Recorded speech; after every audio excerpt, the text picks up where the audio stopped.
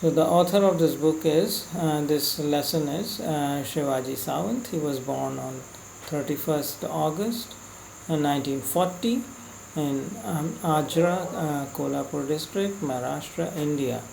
And he died on 18th September 2002 at the age of 62 in Goa, India. And his occupation, he was a full-time writer, teacher and editor.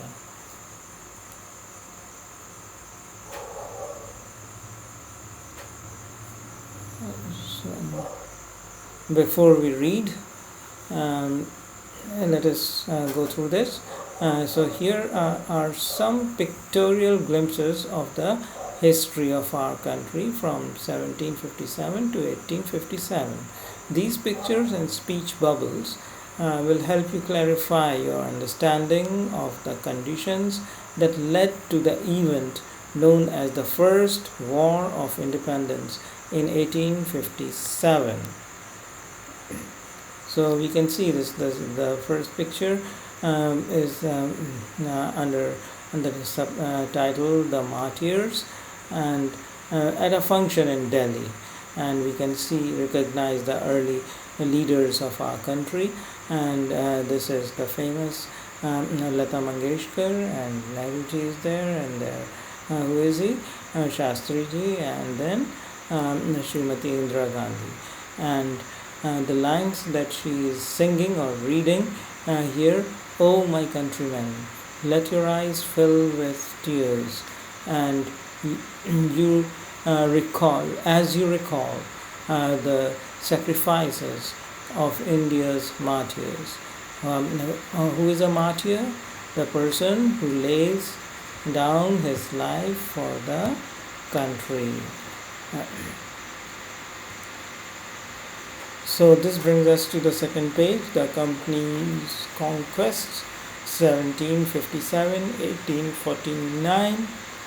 And here you can see there are various pictures. The first picture is the map of India, and then there are certain kingdom, the ruler of and a king, and what they are talking. We will see them one by one. Okay, so the company's conquests, victories, how the company kept on gaining the land of India gradually.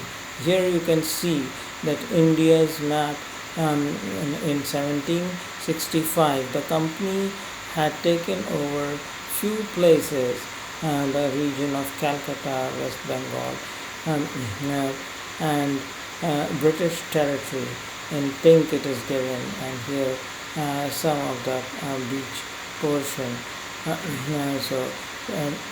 And the rest is given in yellow, and that means they were all divided into different kingdoms. India was not one before independence, and so with its superior weapons, the British East India Company was spreading its power in 18th century. And so it was the 18th century India, and 1765 map is here, and these are the territories at that time, which were overtaken by the British people. So let us continue. So Indian princes were short-sighted. Short-sighted means they were unable to see further than the present condition. And the present condition, they were feeling that they should conquer other kingdoms. And how they can do that? They can take help of the Britishers. So that upstart Raja Bah called the English merchants, and they will help me to defeat him. So one king is trying to defeat the other king, and so this was the condition at that time. The kingdoms were not living in any harmony. There was no harmony among the kingdoms. One kingdom wanted to overtake the other kingdom, and so the people had no peace due to the constant fights. So there were fights between kingdoms, and now they were seeing that some British people have come, though they had come like a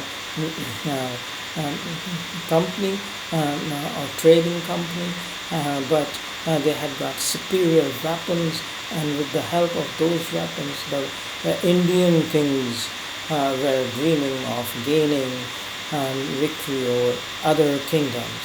And so that was the situation in those days. And the rivalries helped the animosities between them, the rivals, and the people who were fighting against each other, rivals, helped the East India Company, and it could easily subdue the Indian princes one by one. And East India Company, it helped the other kingdoms, the people who came to them, so taking help of their army and fighting along with their own East India Company army, using better weapons, they overcame, they subdued the other kingdoms, and in this way, so the rivalries helped the East India Company. It did not help the Indian kings or kingdoms.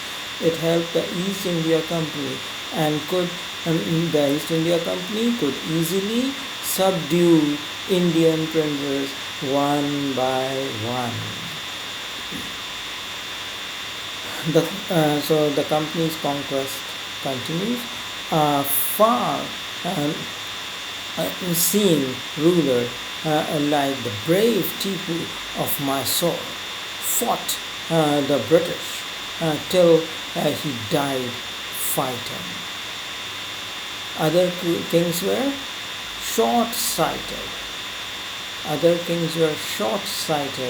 But there was a far-seeing ruler. He was able to see the design, the plan the British company was trying to do. It was trying to conquer the whole of India. And so Tipu Sultan was one of those kings who was really dedicated to his not only his kingdom but the country. He saw the plan of the British people, and that they wanted India as their own colony. And so the company's conquest continues, and sees what some people are talking about. How did Indians react to these conquests? And when the British company won, it gained victory over some, it had a conquest. So what was the reaction? There were two types of reaction. So one reaction is, thank God there is peace in the country now. No more wars and no looting by thugs. So some people were thinking that the conquests made by the British people over a kingdom was good because it stopped the crime, looting and thugs. It's good. Then the other person is saying, it's good. Who sent the British? It's God who sent the British. And so he was also in agreement to this statement given by his colleague or friend. So our destiny is linked with them. And when it's saying without Britishers we can't see a future. Our future, the final outcome of India, our destiny is linked with them. Without the British company, the things could not have been so good. as they are shaping up. So this is one part. And then on the other hand, some people are thinking the white man has killed or dethroned our kings. Some kings were not good, but after all, they were of this land. So some kind of feeling for the land, the India, the Indian conscience was rising. You can see here the people had started thinking out of their kingdom, and they were thinking in general terms of India. They saw that one king is defeated, but it is their own a king of their own land, and that is called India, Bharat. And now we have become slaves of foreigners. So some are not liking this, and the idea of becoming under the rule of foreign people. So there are two views here. You can clearly see the two views. Some people think that it's good, and some people think that it is bad, and now we are becoming slaves. Religious leaders. Now this brings us to the third one, the British rule from 1765 to 1836. Religious leaders preached ideas like untouchability and child marriage. It was a time when the religious leaders were not very helpful for creating a mass reaction or an early mass reaction against the British rule. And there they were all engaged in their own things of untouchability and child marriage. So anyone who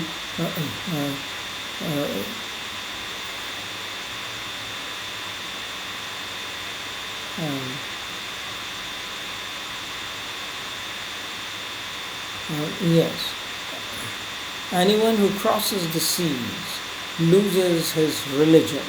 They were teaching all these bad things, and all those who in the world is due to woman. All the misery in the world is due to women. So women was degraded in those days. So religious heads were had lost all the idea of leading the masses in a positive and constructive manner, and they were having their own ways which were negative. So this brings us to the British rule 1765 to 1836. The truth was that Indians had lost self-respect. The British scorned them and looked them down. They scorned them. Now they were becoming their slaves. The British were gaining power, and the Indians were losing power, even the social power. And now they saw the British people as their superiors. And see, the two British people are talking. The natives are unworthy of trust, incapable of honesty. The natives, they are talking about the natives. Natives means the people who live in a particular place, have been living in a particular place, are called the natives. The original people of a particular place, dwelling in a particular place, so natives. So the Indians, he's saying, this Britisher is saying, the Indians are unworthy of trust, incapable of honesty. They are not capable of honesty. We cannot trust them. They are not honest. True, Your Honor, but I am honest. This Indian servant-like person is saying, though he is not a servant, he also must be a position holder, maybe having a kingdom. So, through your honor, and they are saying your honor, and giving highest respect to the foreigners. And so the foreigners have become their superiors, and the British rule during the British rule. So, being merchants, the British wanted quick profits. Their heavy taxes forced farmers to abandon their fields, to leave their fields, abandon their fields, abandon, abandon their fields. But your men are taking all my crop. So British people were taking away all the crops. You are still in arrears. You have to pay the arrears. You have not paid the tax fully, and the arrears are remaining. If you don't pay, next week I will send you to jail, this Britisher is saying. So the heavy taxes were there, and due to this, many farmers were forced to abandon their fields. So inevitably famines followed between 1822. Something which cannot be stopped is inevitable. Inevitably, adverb. So inevitable were the famines that came afterwards as a result when farmers were not able to sow their fields and no crop, they were not able to sow, and there was nothing to eat, and famines followed, and lakhs, in 1836 15 lakh Indians died of starvation. Can you imagine? People died of no food. Getting no food is starvation. So this was all man-made starvation. So 1765, 1836. Still, the British invented other methods which gave them more profits. So they continued to suck the Indian blood. So the goods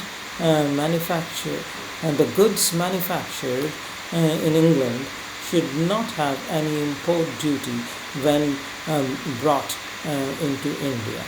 And so they are making their own policies that when we manufacture goods in England, when we make things, articles of use for Indians in Britain, and when we bring them, then there should be no import duty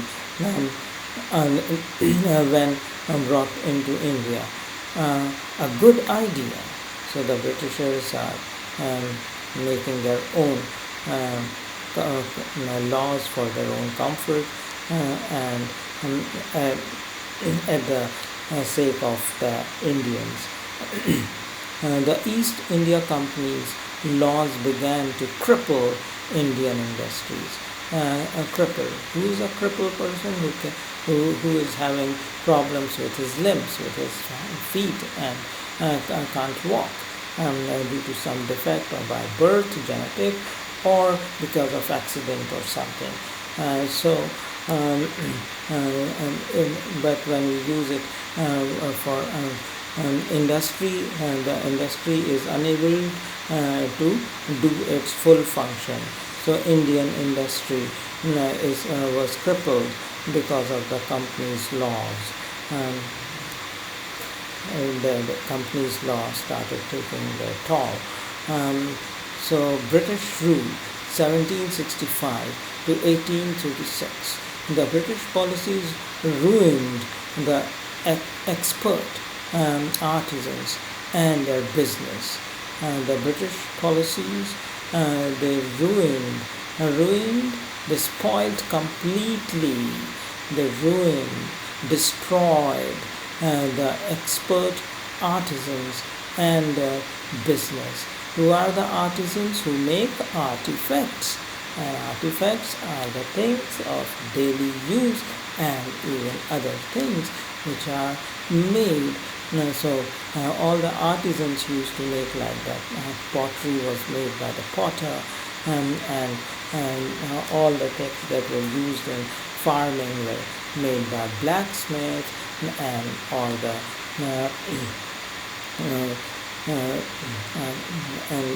and there were other people who helped, other artisans who helped in different things. So the British policies ruined the expert artisans and their business. How they ruined? So Ram Mohan Roy, the fourth one, 1772-1833. Ram Mohan Roy, a learned man from Bengal, understood what was wrong with the country. And at that time, there was a person, Ram Mohan Roy, who understood, who realized that something was wrong with the country. And what was it? He understood it. Let us not despise ourselves. Let us not hate ourselves. Our ancient culture is great, and he realized that we are losing our Indian ancient culture, and we have started thinking or started living under the regime of fear from Britishers, or other things are getting over on our mind and hearts, and we are so. He says, let us not despise ourselves. Don't hate ourselves. Our ancient culture is great. Don't go after the British things and or the British ways of thought.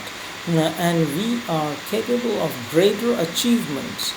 And Ram Mohan Roy, he shared his thoughts, and must first reform our society, and so there is a need to reform our society. Superstitions have been ruining us, and so he understood, Raja Ram Mohan Roy, he realized that Indian society was marred by superstition. It was subjected to too much superstition that was spoiling the whole thing further. He told his wife Uma, and Raja Ram Mohan Roy told his wife Uma, cows are of different colors, but the color of their milk is the same. Different teachers have different opinions, but the essence of every religion is the same. So he was moving towards the positive thoughts taken from the ancient Indian history and culture. Ram Mohan Roy, let us continue. He was attracted by the science and modern knowledge.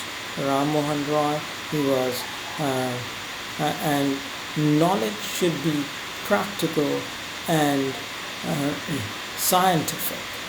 And he thought that we should come out of our superstition, and the only way for coming out from superstition is proper schooling and that's why, and because he talks about knowledge should be practical and scientific, and all these things can happen, the training of mind can happen only in the proper ways of educating the masses. So proper schooling is required.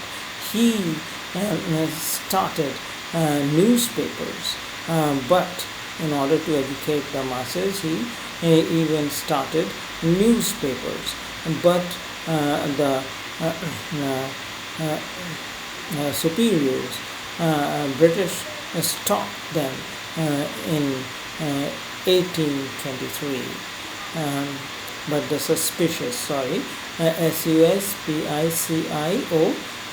suspicious. They became suspicious that his actions will go against them. So that's why suspicious. When a person starts thinking that your action is going to cause harm to him, so that is the beginning of suspicion. Yes. Okay.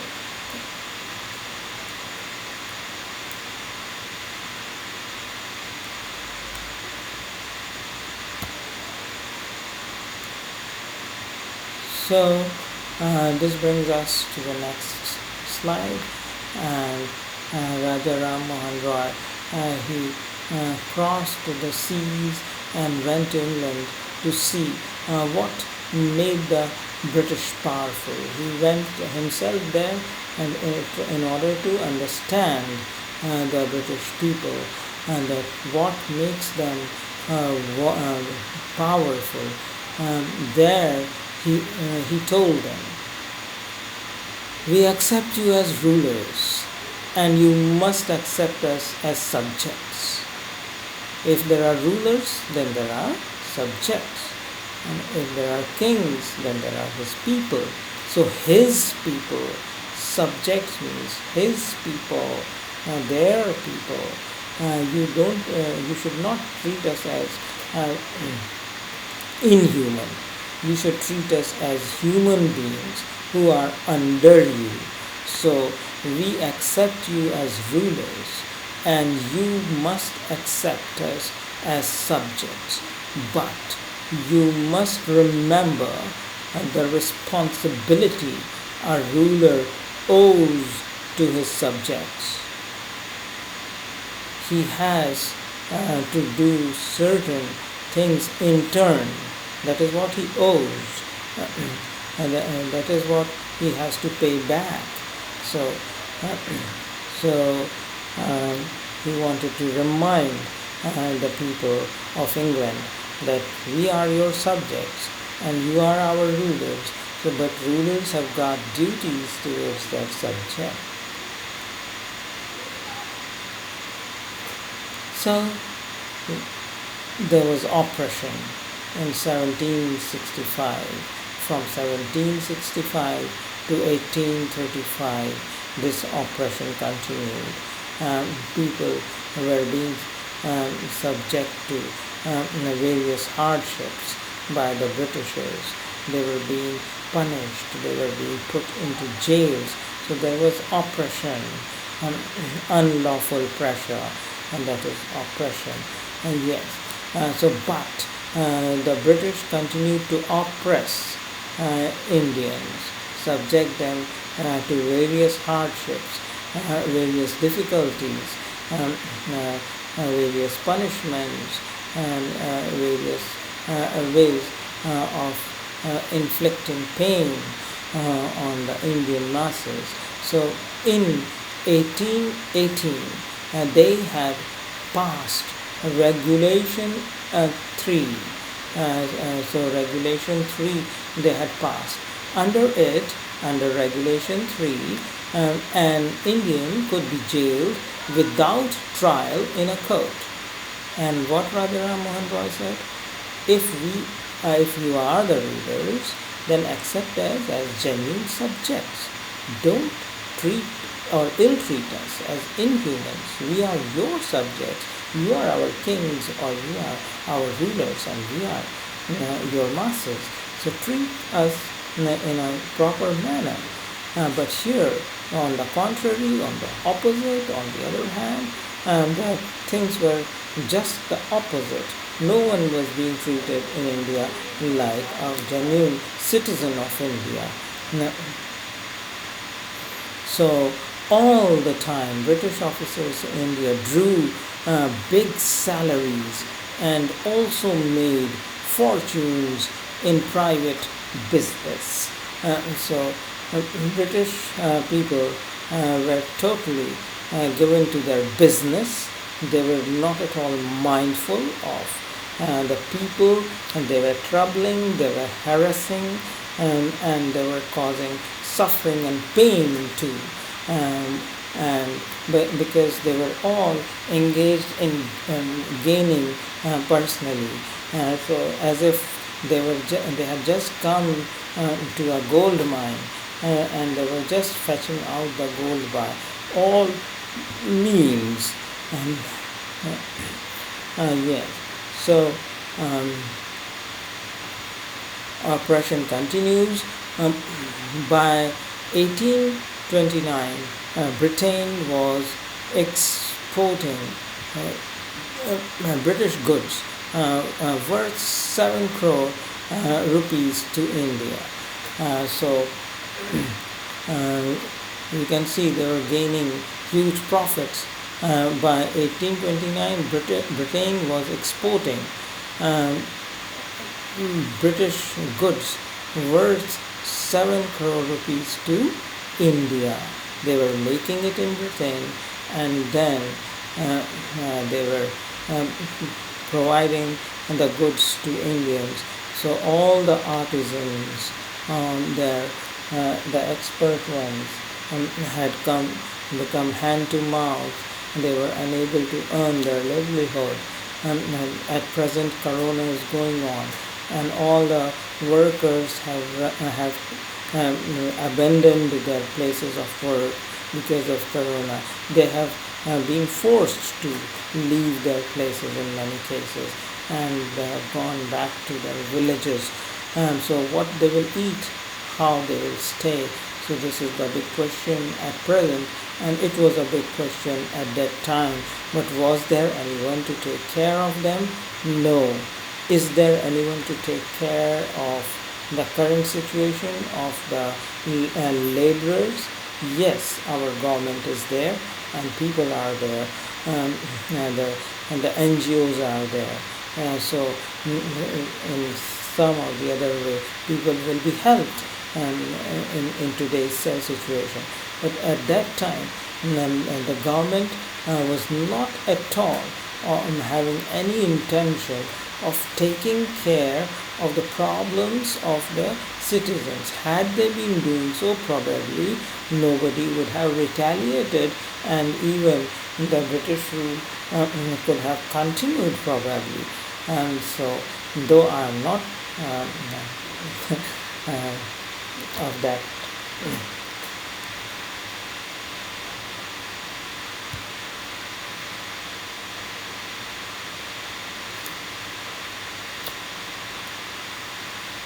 Operation continues. Governor General Bantam reported back home. What did he report? The bones of cotton weavers are bleaching the plains of India. Can you imagine? At least there was one person, Governor General Bantam, reported back home that the Indians are in very, very bad situation. The bones of cotton weavers. We have destroyed the weaving industry. These artisans, we have snatched away their job, because now we are taking the raw material from India and making cotton clothes in Manchester and other places, and then we are sending them back to be purchased by the Indian people. And so where will these people go? There were thousands and thousands of weavers, and the bones of the cotton weavers are bleaching in the plains of India. Bleach, you understand? That thing that draws away the color of anything. And so they are drying away, they are destroying, and the bone, when it is bleached, it becomes white, So he's referring to the death of the industry, the death of the people due to starvation. So the bones of the cotton weavers are bleaching the plains of India, all over India. The plains of India, that means this cotton industry was a widespread industry all over India, and that's why the bones of the cotton weavers are bleaching on the plains of India. So this brings us to the next chapter subheading, and that is dissatisfaction. 1835-56. 1856. Education in India was in Persian and Sanskrit. Education, the medium of education was Persian and Sanskrit.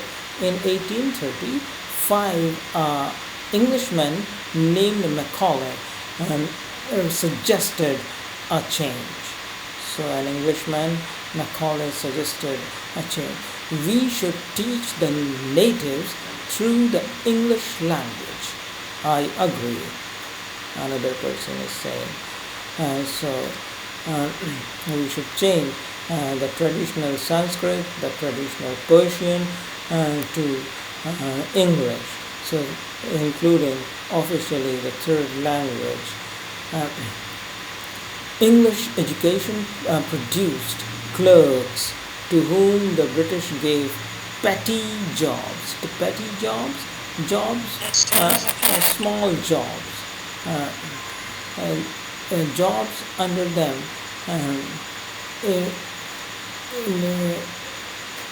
Incidentally, it also produced a new generation of intellectuals.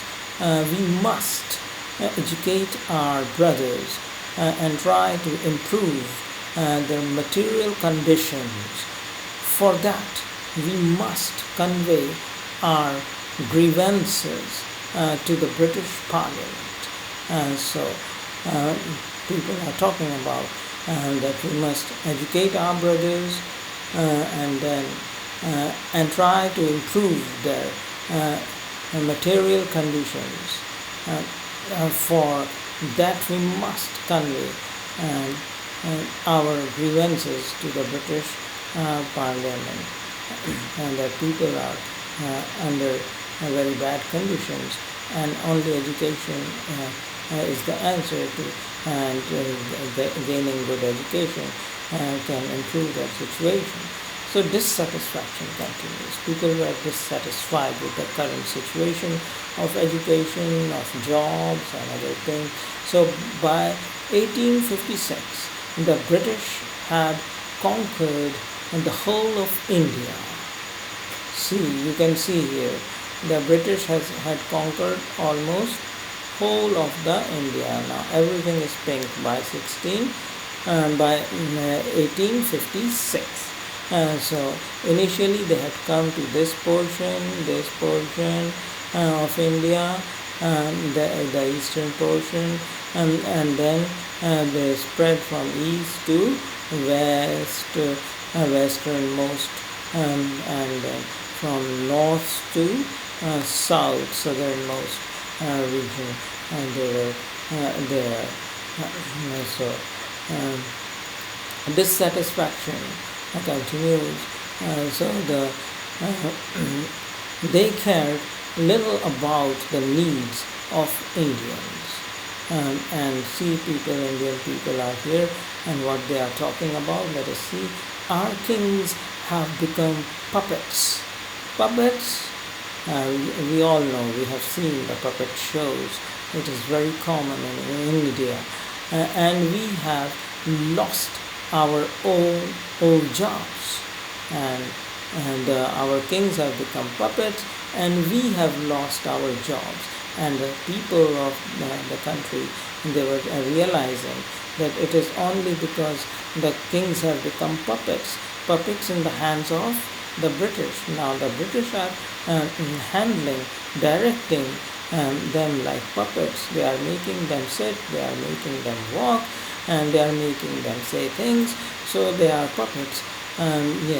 And lands also they have taken from us. They are converting our brothers, and then they are converting our brothers to follow them, to think like them, and to become their pets. So they are converting our brothers. You only talk, do something to drive them out. So um, some person is saying, so that he represents the sound of retaliation, and that there were people like this person who were saying that we should not just keep on talking that they are doing this thing, they are doing that thing, that British people are not good. No, we should do something to drive them out. So the sparks, 1855 and 57. When the short circuit takes place, then the spark is there. Yes. And so the spark turns into a huge inferno, a fire. So India was on fire. So taxes continued to ruin the peasants in Bengal. The Santals, who had lost their lands under new land rules, became desperate. Do or die situation is desperate situation, when person must do something to save himself. And in 1855 there rose a rebellion. So they rose a rebellion. They started fighting against the British people and massacred Europeans and their supporters alike. So they killed many people. Where this happened? In 1855. So a rebellion was there. So people going against the government at a mass scale and fighting their own government that is ruling them is rebellion. So they massacred, they killed. Yes. Discontent was brewing, was forming in the East India. Discontent, dissatisfaction was also coming up. It was taking shape. It was brewing in the East India Company's army too, because the East India Company army comprised of many Indian soldiers. So the white soldiers get huge pay, mansions to live in, big places to live in, and to live in. And what do we get? We are we are treated like servants, while we get a pittance and slow promotion, a meager amount we are getting. We are also soldiers like British soldiers, but we are getting a pittance. So the Angrez asks us to cross the sea, which is against our religion. Who is the Topiwala to abolish our age-old customs? At that time this sounded good, but actually this is not a very good thing to think that only our country is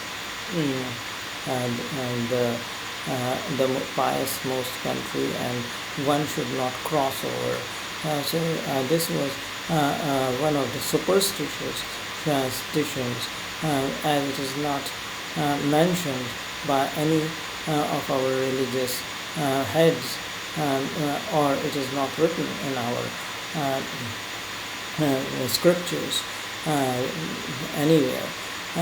But we don't know why this thought was there at that time, that crossing the sea is committing a crime, a sin against God. So we must drive out the ungrace. But at that time, to spark the fire against the Britishers, this thought, it also helped, so that they are making us do things against our wishes. Actually, it means like that. So Sepoy, Sipahi in Hindi, and Sepoy, Sepoy. Mangal Pandey attacked the adjutant of his regiment and was executed. And Mangal Pandey, he attacked his superior, and he was executed. So Mangal Pandey probably he is one of the first martyrs who died for the country's cause sake, or for the sake of the free will that should prevail in the country. And so thousands of other sepoys revolted, many soldiers revolted, and they went against their own regime, and were stripped of their uniforms, humiliated, and put in irons. Put in irons means between the legs. The hardcore criminals were treated like that. The iron rod was fixed between the legs with the help of a chain around their both legs, and so they were ironed like that. So humiliated and put in irons, and put in irons, and were jailed, and that it also means like that. So this brings us to the next slide, and the sparks, 1855 to 57. Few Englishmen had cared to understand Indian customs or the people's mind. This word few, it is a negative word, because we know, and it means almost no Englishmen. If there had been some, at least some, then here instead of few, it would have been a few Englishmen. So few Englishmen, almost no Englishmen, had cared to understand Indian customs or their people's mind, because they were not treating Indians as their own people. The rulers were not treating their subjects as their own. So few Englishmen had cared. Almost no Englishmen had cared. A few Englishmen had cared. At least there were some Englishmen who had cared. But this is not the situation. This was not the situation at that time. And few Englishmen had cared. No Englishmen had cared.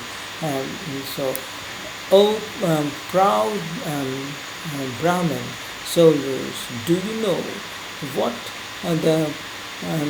that the grease on the bullet you have to bite is made from the fat of cows and pigs? Do you know that? They are talking about, they are conversing. This is the spark of rebellion we can see here. That proud Brahmin soldiers, you are Brahmin, and you should be proud of your religion, and then why are you abusing your own religion by using the bullets with your own mouth, which have the grease which is made from the unclean animal? So what? The white man has deceived us too. So Hindu and Muslim people are getting angry at how they are being treated. Yes. So the Sparks, 1855 to 57. Soon chapatis were sent from village to village to tell the people that their emperor would want their services. Yes, all my village men will be ready. Retaliation, rebellion. Yes. Similarly, lotus flowers circulated among Indian soldiers. Death to the foreigner. Indian soldiers. Death to the foreigners. Let us remove the foreign people, the foreign rule from our country. So people are awakening. The sparks of awakening are there. They are aroused from the sleep of all those years when they had become puppets in the hands of the British rulers. The masses gave all help and shelter to the patriots, the masses, the people of the country, the normal people who were not directly involved in fighting. They all helped because they were well versed with the things that were going on as the messages were being handed over in the form of either chapatis or the lotuses. Revolt. This brings us to the revolt. Yes. So in an organized manner, the people came up against their own rulers. So this was the revolt. Then there was a violent outbreak at Meerut. Outbreak, something which comes into open and spreads like a disease, like anything. So here it was the spark of the revolt that spread into a fire everywhere. So outbreak. So then there was a violent outbreak at Meerut. It was not a gentle one. It was a violent one. So full of bloodshed. It was a violent one. Okay. Revolt 1857. The Sepoys marched to Delhi. Long live our Emperor Bahadur Shah. And people wanted one king, one ruler, whosoever it may be. And they thought that Bahadur Shah would be the best one to show their solidarity in the whole country and to one ruler. So long live our Emperor Bahadur Shah. So people came there as a revolt in masses. The rebellion spread wider and it went on from Delhi to other places. It kept on spreading. And yes, many landlords had lost their lands because of the British policies, and they were sore, they were unhappy, they were angry, they were sore, and they were nursing, their wounds were still green, they were sore. The white man's rule must end. Yes, we still help you. So there were people who were there showing their solidarity and conforming to the national fervor. Yeah. So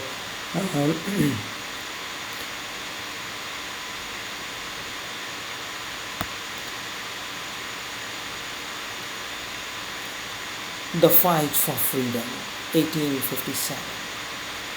The ninth one, Many former earlier rulers like Begum Hazrat Mahal of the Lucknow were bitter about the situation. And yes, they were disliking the whole thing of the British interference in their kingdom and their state affairs. So the white man has taken away my kingdom, and Hazrat Mahal, she was bitter about the situation that the British people have taken away my kingdom, and I am reduced just to my own palace. They joined the upsurge against the revolt, the people who were rising against, so upsurge against the foreigner. And the fight for freedom, 1857, continues. Popular leaders like Maulavi Ahmadullah of Faizabad told the people, "Rise, brothers, rise. The Angrez is ruining our land." The people rose everywhere in Bareilly, Kanpur, and Allahabad. So the Muslim brothers also participated in a full-fledged manner and awakening other people. So rise, brothers, rise. And all these people were populated mainly by Muslim brothers. And so Bareilly, Kanpur, and Allahabad. Lucknow, all these places.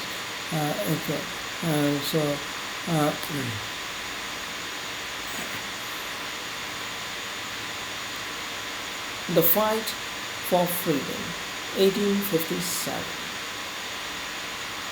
Azimullah Khan, the Tata Tope. We should have Peshwa Nana Sahib as our leader in this war of independence. The patriots produced upon the British and pounced upon, attacked upon the British and fought pitched battle, man-to-man battle, pitched battle, thick battle, all over North India. So now the people rise. So the fight for freedom, 1857. 80-year-old Kunwar Singh of Bihar received a bullet in his wrist. Mother Ganga, this is my last offering to you. And what did he do? He cut his hand and let it go off into Mother Ganga's bosom, and so in this manner the whole thing went on. And so I hope the children, you have got some idea about the reasons that why Indians became captive to the British people who came in the form of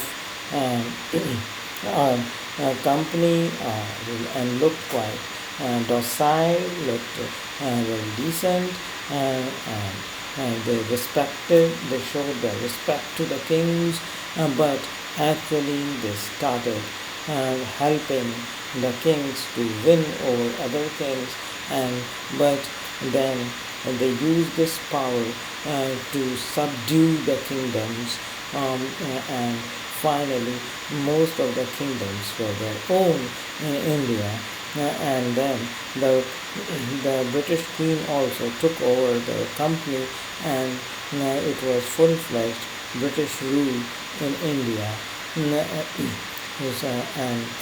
people were subjected to various hardships during all these times. So, thank you for listening.